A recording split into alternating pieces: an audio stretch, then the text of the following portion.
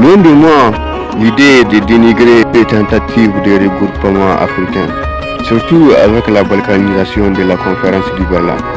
Mais force est de constater qu'avec la sponsorisation des moutons démocrates et dévoués aux caprices européens, aucune union n'est à l'abri de la politique du mouton espion de l'Occident.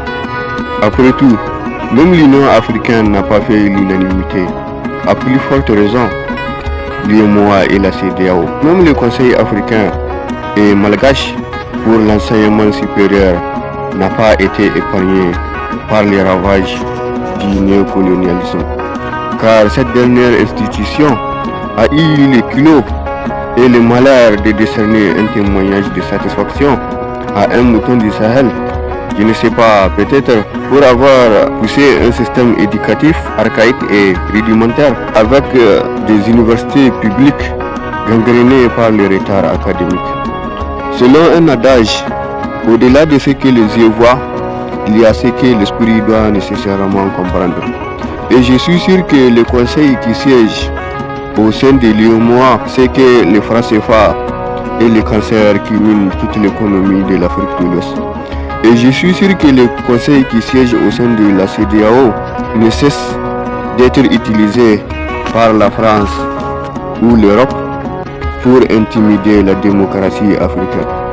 Tout comme les moutons merdés qui emmerdent l'Afrique et ses enfants pour honorer les modes de vie VIP de la France et de l'Europe. Je suis un enfant du Sahel et je tiens à dire à tous ces idéalistes qui chantent la démocratie, les droits de l'homme, la primauté de l'individu, la laïcité, que je n'ai jamais vécu une expérience démocratique digne de son nom dans mon pays. En dehors d'une rare exception survenue suite à un coup d'État d'un enfant de la patrie.